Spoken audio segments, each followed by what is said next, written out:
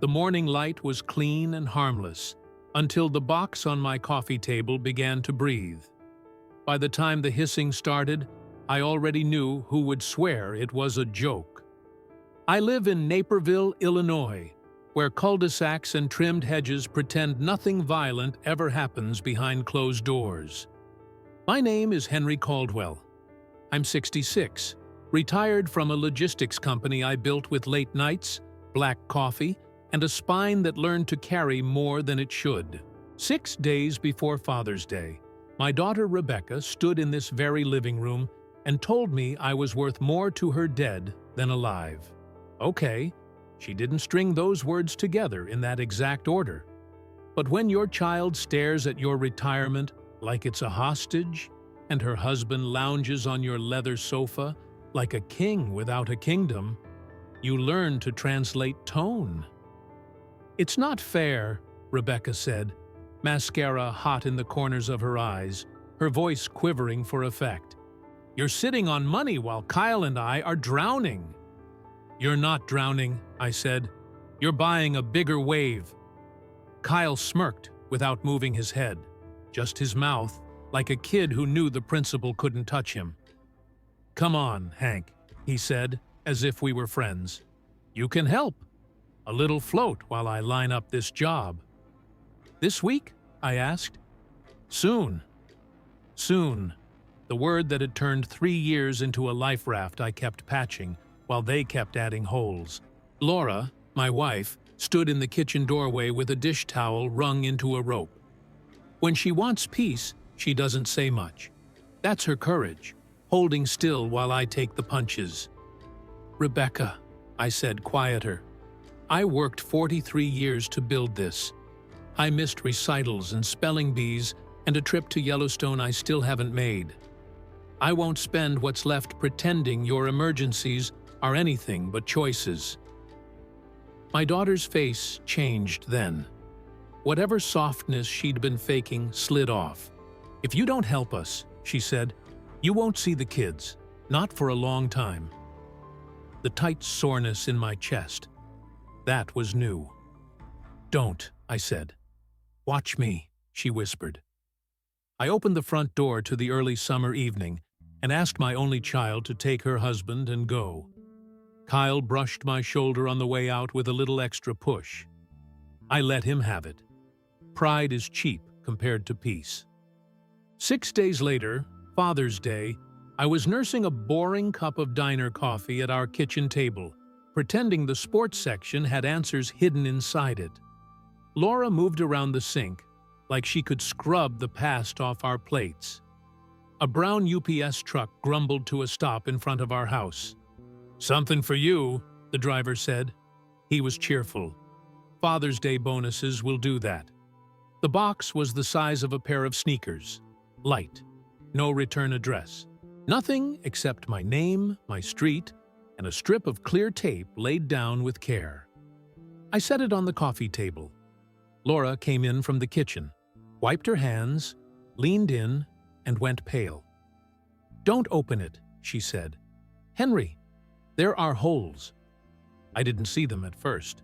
Tiny punctures along one seam, as precise as needlework. When I did, my stomach dropped through the floor. We both heard it at the same time. A soft scuffing inside, like sand shifting. Then a hiss, barely there, a breath with edges. Laura grabbed my arm. "Call," she said, and I did, because I'm old enough to know when to listen to fear. "Naperville 911. What's your emergency?" "There's a package," I said. "No return address. Breathing holes. It's making sounds." "What kind of sounds, sir?" I swallowed. "Like hissing." "Please, step back. Officers are on the way.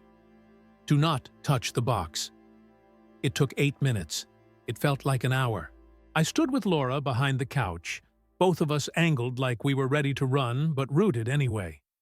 I wasn't afraid of snakes, until this one belonged to my daughter. Officer Trevor Ames came in steady, blue uniform, latex gloves, the look of someone who's walked into stranger living rooms than mine. He took one glance, radioed for animal control, and turned to us. "Any idea who sent it?" he asked. "No," I said too quickly. "Maybe a prank." "Pranks have addresses," he said. Laura's eyes flickered toward me and back, the smallest of tells. She's too kind to say what we both knew, but she knew it just the same. Animal control arrived, DuPage County van, a guy named Mike with a hook, a long tube, and the same calm the officer had. He slit the tape with a practiced hand, eased the top back, and in one clean motion fed a gleaming orange body into the tube like a ribbon. "Corn snake," he said. "Non-venomous.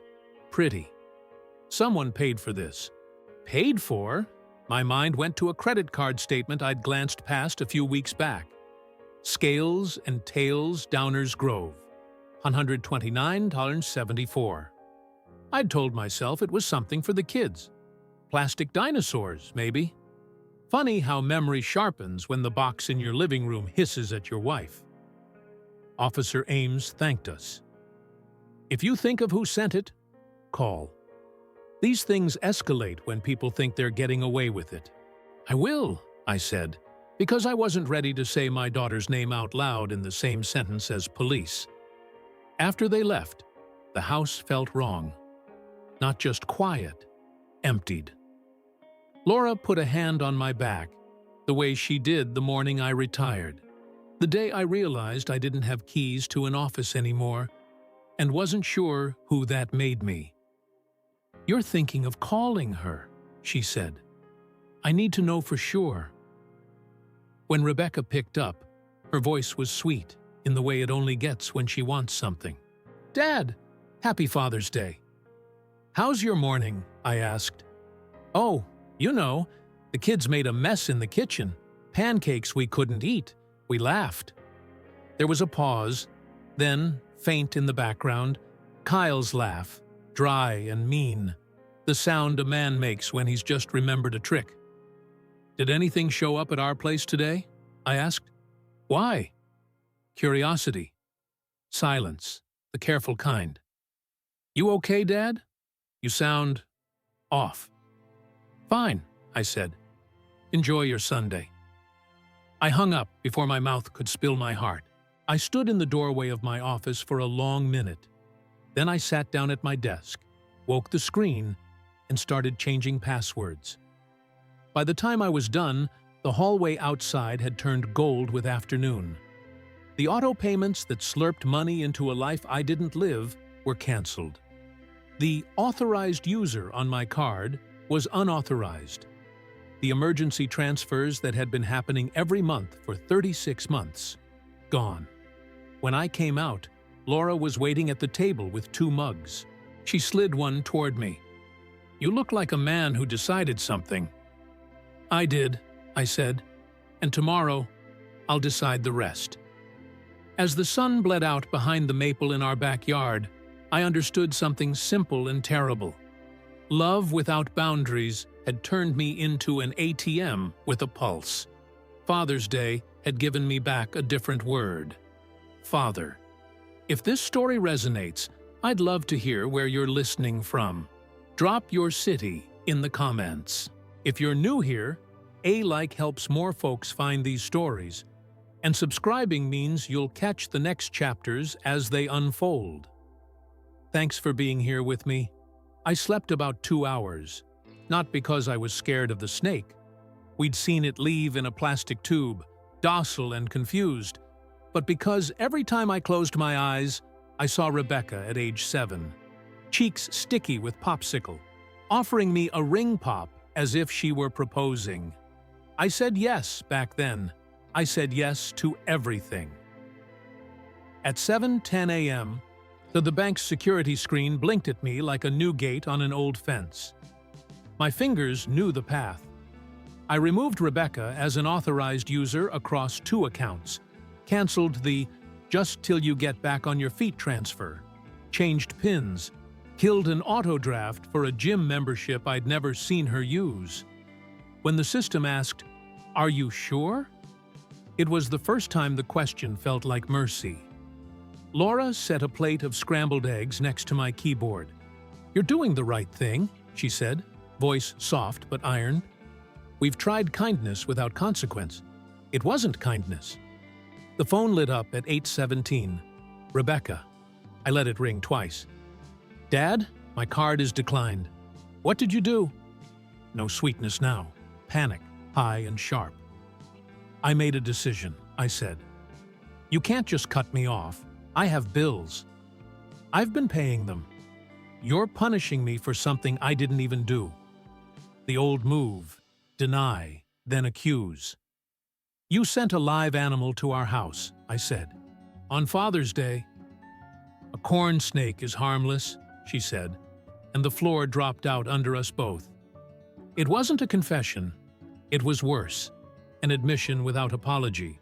Like I'd overreacted to a whoopee cushion. "Using anything alive as a weapon is not harmless," I said. "It was a joke," she said. "Kyle said." I waited. Sometimes silence is better than an argument. "Fine," she said. "If you want to play it this way, you won't see Emma and Noah again." "I love my grandchildren," I said. "I won't trade them." The line went quiet. I pictured her chewing the inside of her cheek the way she did as a kid when she'd been caught with candy in her pocket at the grocery store. "You're choosing money over family," she said finally. "I'm choosing integrity over manipulation." My voice surprised me. It didn't shake. She hung up. I stared at the sunlight crawling across the floorboards and understood the new shape of our home. Fewer ringing phones, more quiet that hurt until it healed. At 10:30, an old friend, Tommy Nguyen, who now owns a small law firm in Aurora, called me back. "Henry," he said, "tell me everything." I told him about the box, the officer, animal control, the charges on my card, the threats. When I finished, he exhaled into the line. "We're going to get you protected. I'll refer you to a family and estate attorney who's both tough and kind. Her name's Alicia Grant. You'll like her." "I don't want to ruin my daughter's life," I said. "You won't," he said. "You're going to stop letting her ruin yours."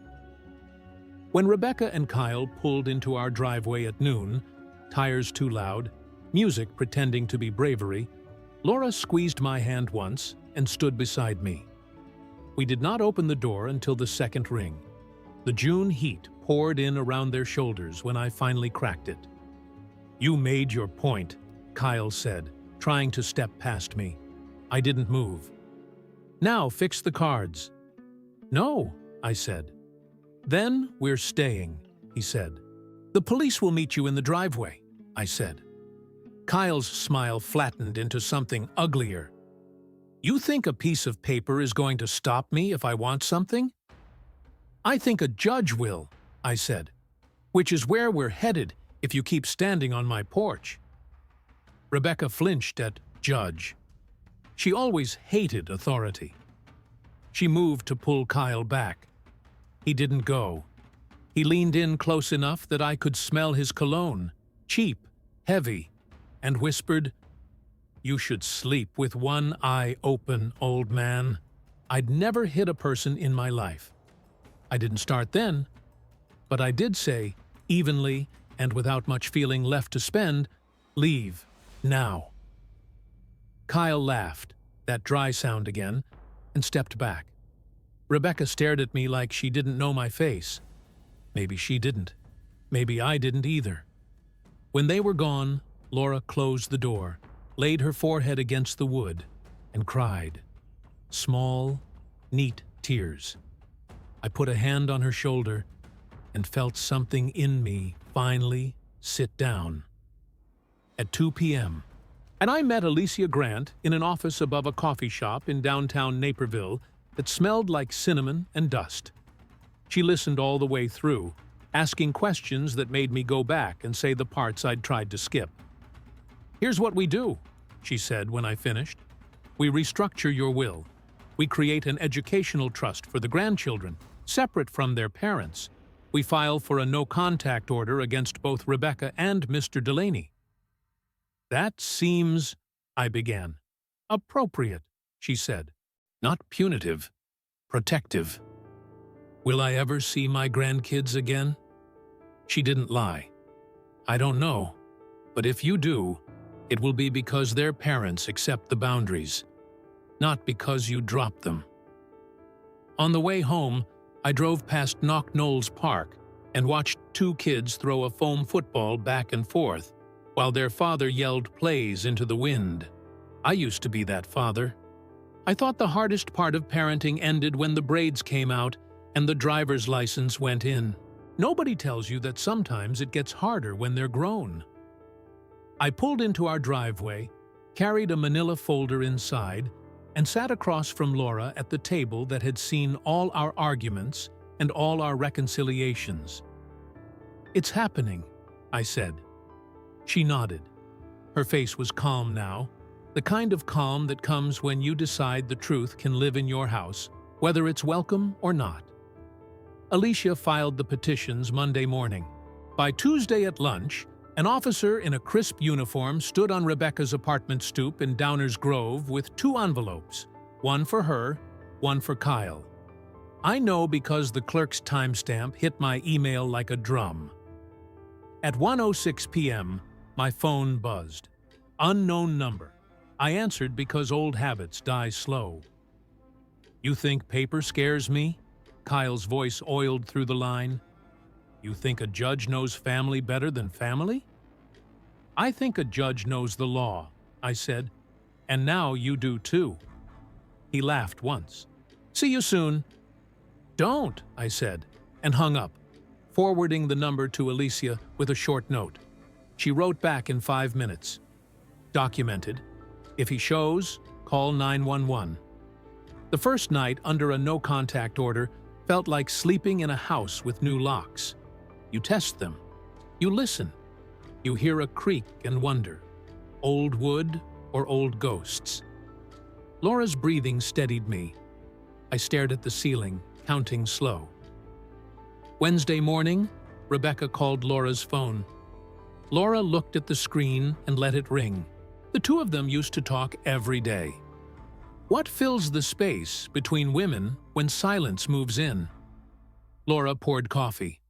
Her hands didn't shake. At 9:19, a text came in from a number labeled School. A photo. Emma and Noah in paper crowns, cheeks flushed with the kind of pride you can't stage. Under it, a single line. They're okay. No name. No signature. Laura pressed the phone to her chest and cried in a way that was both pain and relief. We saved the picture to the cloud and printed it twice. Late morning turned into early afternoon without incident. I mowed the front yard. The Hendersons across the street waved. Normal, familiar. Then a dark sedan rolled slow past our house, stopped for half a second at the end of the driveway, and moved on. Could have been anything. Could have been nothing. The body remembers threat longer than the mind does. At 3, Rebecca left a voicemail.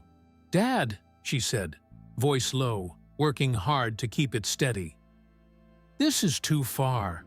A restraining order? An educational trust that freezes us out? You're punishing the kids to punish me." "I'm protecting the kids from you," I said later into the emptiness of the kitchen, "because you can answer a voicemail without pressing a single button if you do it in your own house with your wife pouring tea beside you." That evening, the doorbell did not ring. The driveway did not fill with tires and heat. We ate chicken Laura roasted with lemon and rosemary, and we said nothing, which, after 38 years, is its own language. I washed the dishes. Laura dried. When the last plate slid into the cabinet, I told her the thing I'd been chewing on since Father's Day. "I keep waiting to feel worse," I said. "You do feel worse," she said. "It's just spread out instead of sharp." We went for a walk at dusk on the Riverwalk, goose poop and joggers, and the sweet rush of water over shallow stones.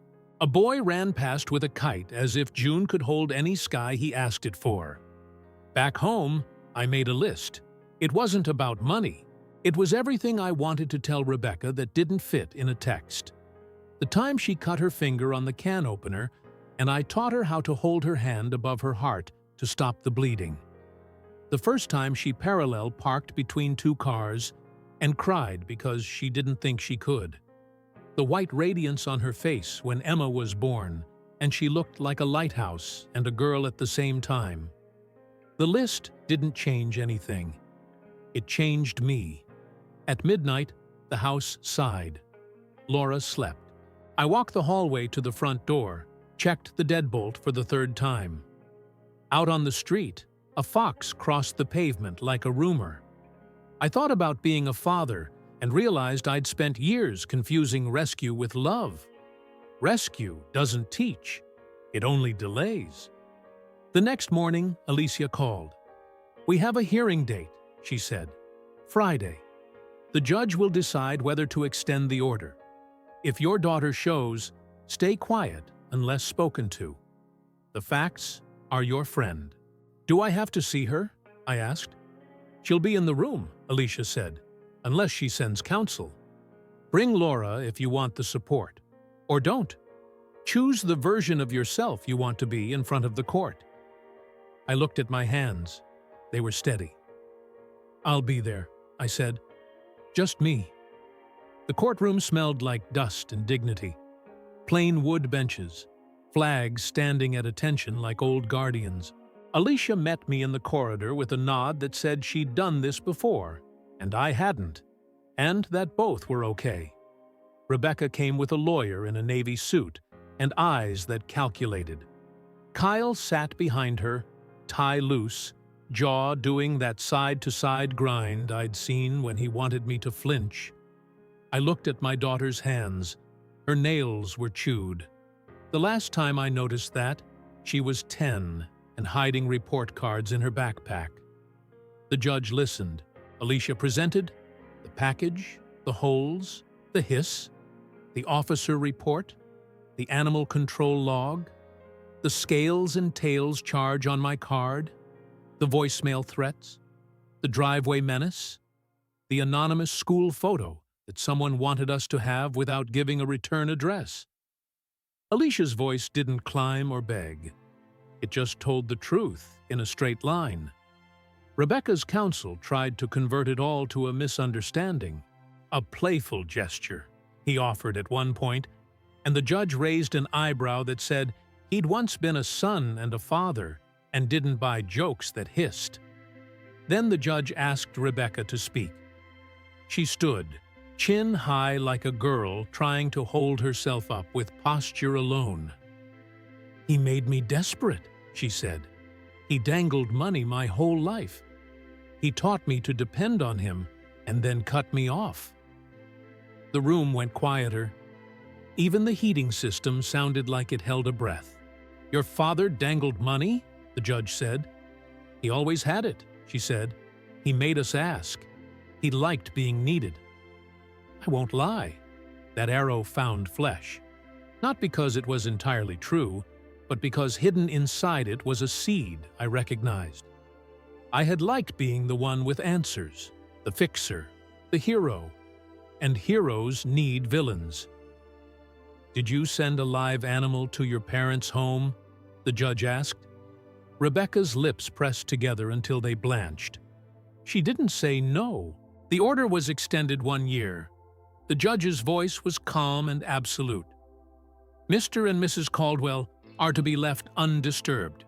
No visits, calls, texts, or third-party messages. Mr. Delaney, your behavior on their porch is documented. Violate this, and we will have a different conversation." Outside the courtroom, Rebecca brushed past me with her shoulder. "You win," she said. Her eyes were glass. "Enjoy being alone." "I won't be," I said. But it was for me, not her. Back home, Laura listened while I told her everything in the careful sentences of a man walking on ice. When I got to the part about dangling money, she reached across the kitchen table and took my hand. "We both did," she said. "Every time we bailed her out, we built the pedestal." "How do I live with that?" I asked. "By doing different today than you did yesterday," she said. We met with Alicia again the next afternoon to finalize the education trust. Her conference room had a window that overlooked Jefferson Avenue, a parade of strollers and coffee cups and college shirts. "Your grandchildren will have tuition, tutoring, books," Alicia said, "and none of it will pass through Rebecca's hands." "Will they know it's from us?" Laura asked. "They'll know it existed," Alicia said carefully. "Whether they connect dots is up to time." I signed where I was told to sign. The pen felt heavier than it should have.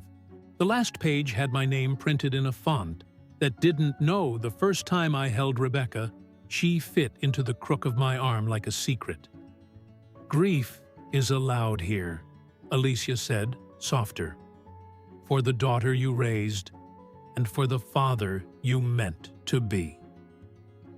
That night, Laura made spaghetti like she did when we were new and unpaid, and still believed life was one long weekend. We ate with the TV off.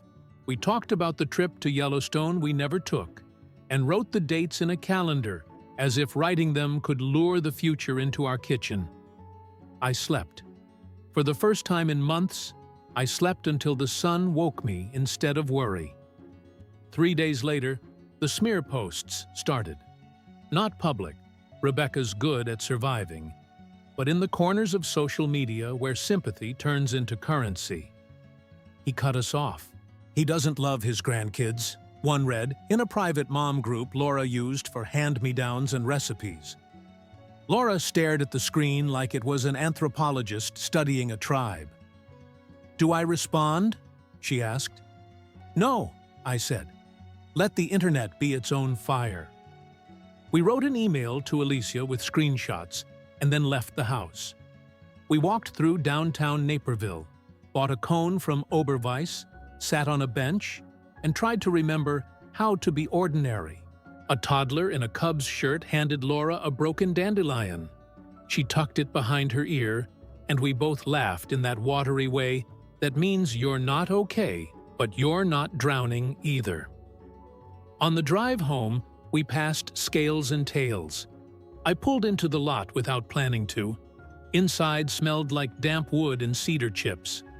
A girl with blue hair and a name tag that said Margot asked if she could help. I told her we were just looking. She smiled with a kindness I wanted to borrow. The corn snake habitat gleamed under a heat lamp. A sign listed care instructions that read like responsibility, dressed as adventure.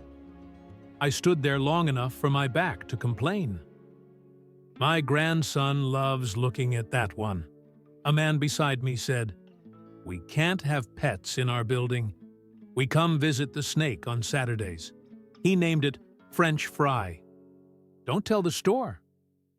I smiled because I needed a reason to. "I won't," I said. Back at home, Laura found an old shoebox in the closet. Inside were drawings from 2nd grade. Rebecca had drawn our house with a tree so big it looked like it was holding up the sky. In one, I'm a stick figure with a briefcase. Laura is a triangle in a dress. Rebecca included a dog we never had. Dreaming is a child's first currency. That night, I wrote a letter to my grandchildren. I didn't mail it. The order wouldn't let me. I wrote it anyway. "Emma and Noah," I began, "this house knows your laughter. It knows the shape of your feet on these floors, even when you're not here. There is a fund with your names on it, books and classes and futures that are yours, not anyone else's. One day you'll learn what boundaries are. I hope you learn faster than your mother and I did." I folded the letter and put it in a folder labeled Later. We met with a counselor the following week. An older man in a cardigan that made him look like a sitcom dad who'd seen too much. His office was filled with soft chairs and a fidget cube on the table. You love your daughter, he said, and you love yourselves. The work is figuring out how to do both without sacrificing either. How do I not blame myself? I asked. You do, he said. Fairly. You own the rescues that felt like love.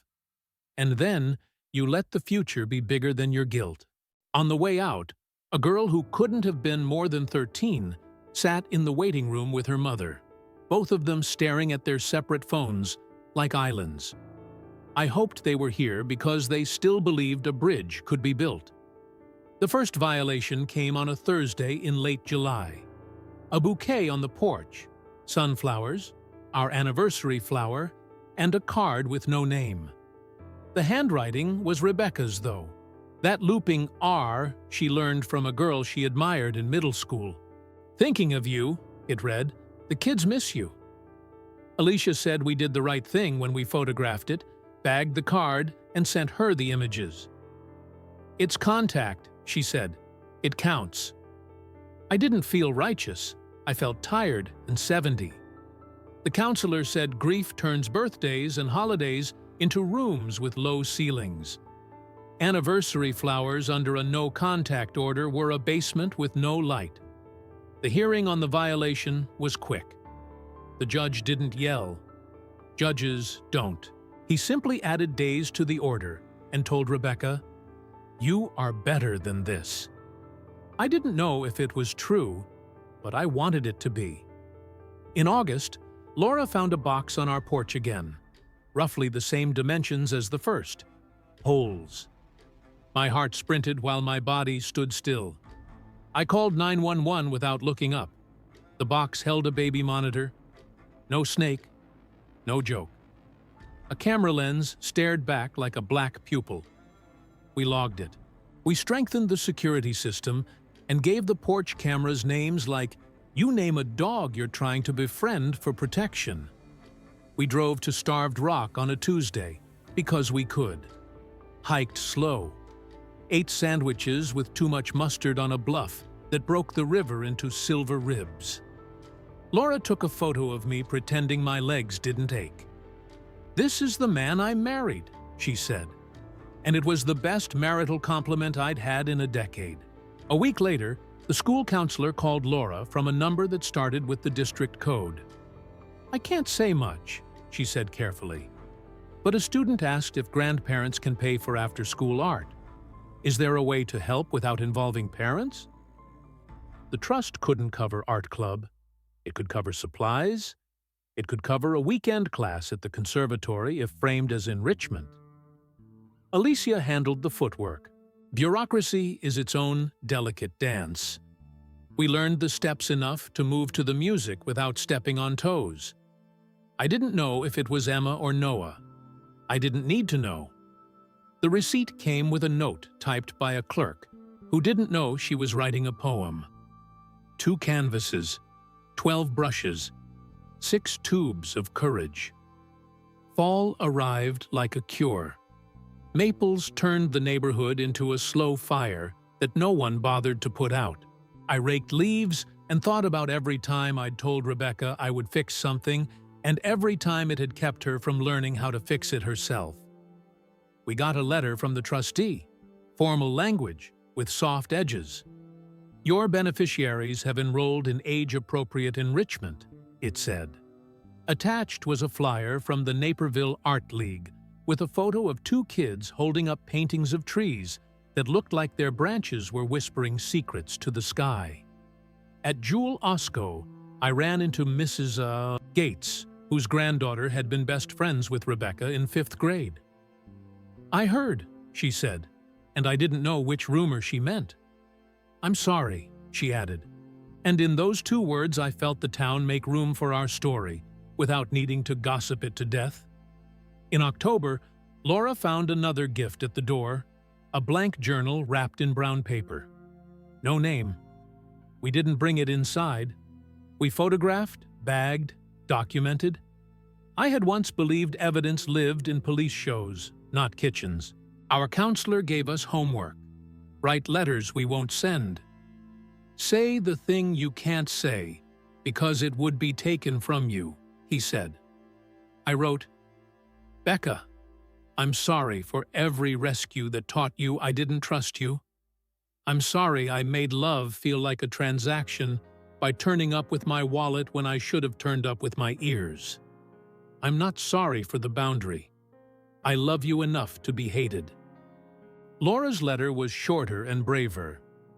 "I miss the sound you make when you laugh with me and not at me." Alicia called in November. "Your daughter retained new counsel," she said. "There's a request on file for a modification of the order around school events. We can fight it, or we can accept terms." "What terms?" I asked. "Public events only. No contact. No clustered seating. No parking lot ambushes." Laura squeezed my knee under the table. "I want to hear a winter concert," she said. We accepted. The night of the concert, we sat on the far left in the second to last row. The gym smelled like old varnish and flutes. Kids in white shirts tugged at collars while their teacher made a joke to cut the nerves. When the violins found Ode to Joy, a girl in the second row turned slightly and scanned the crowd like she was looking for a lighthouse. I didn't know if it was Emma. I knew it could be. Rebecca sat on the far right halfway up, head bowed, hair pulled into a knot that screamed about how tired she was. Kyle wasn't there. When the applause washed over the kids, Rebecca looked up, and for 1 second, no more, her eyes landed on us. No anger, no victory. She looked like a woman who had misplaced herself. We left without speaking. Rules are rules. But in the icy parking lot, Laura cried for the first time that night, and I let her.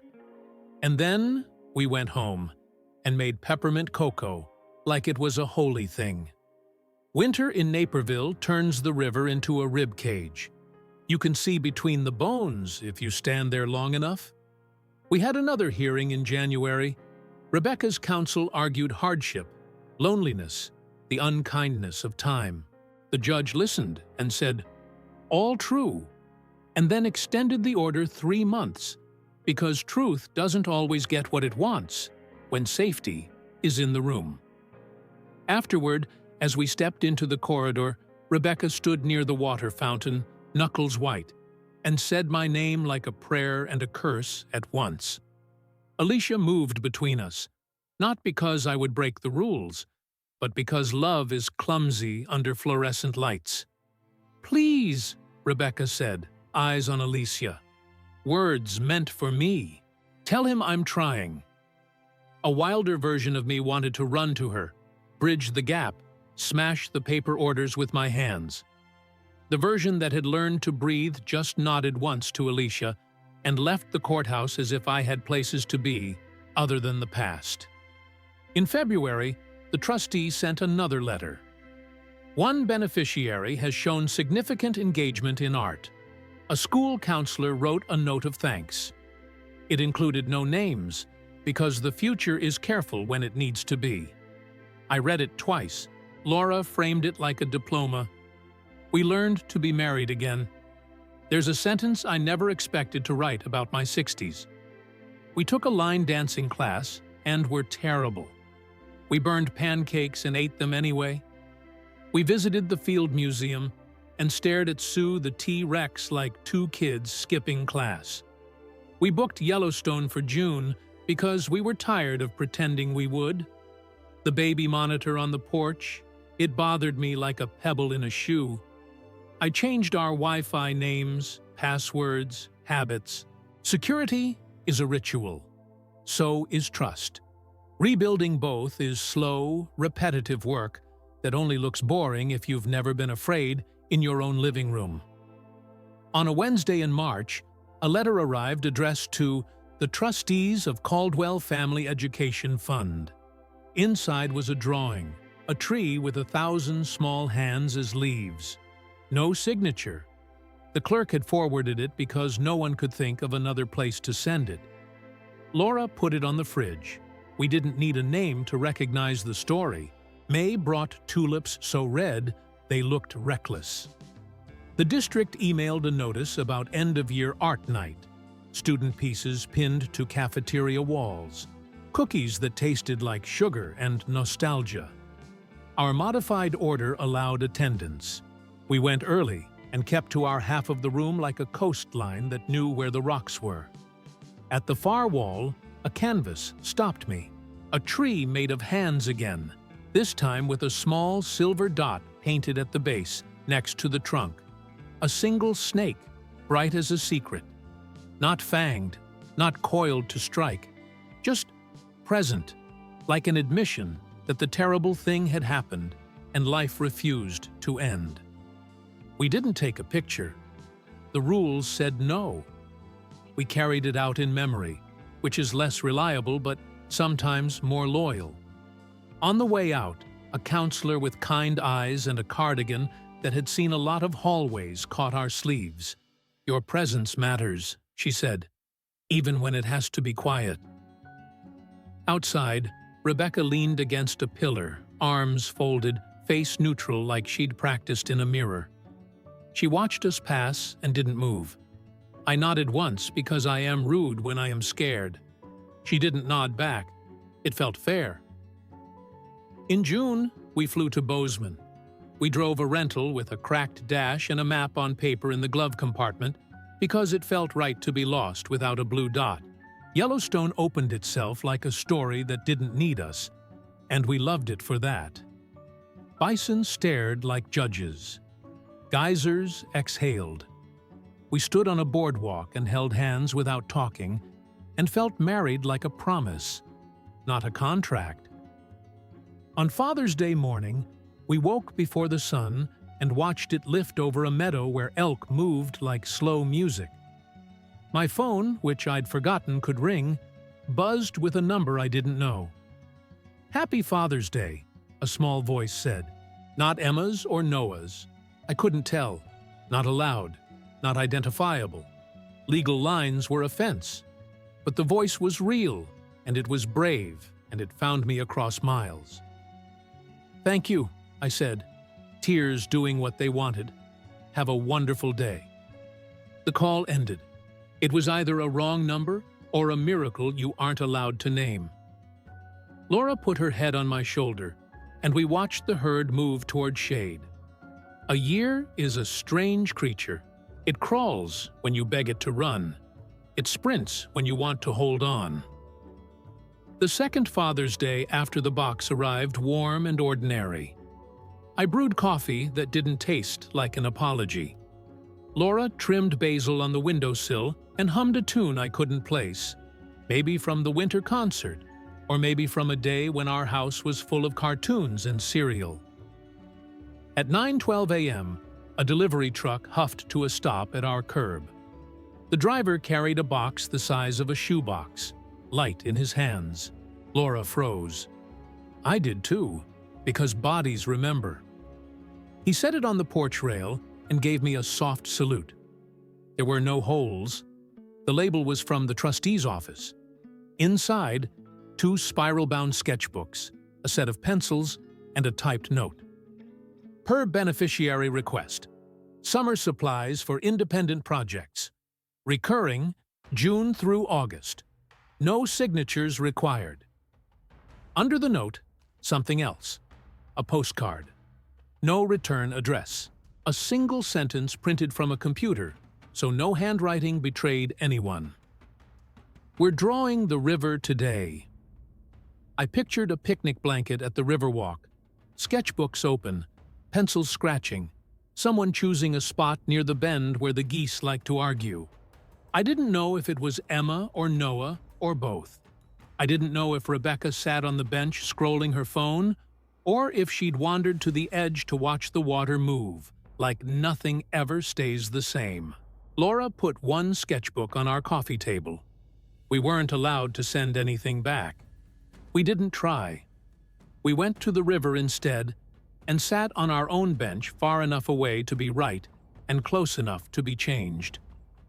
A girl in a sun hat pointed at the water and said, "It looks like it's breathing." Her grandfather nodded. So do we. I thought about the first box and the breathing holes we didn't see until Laura did.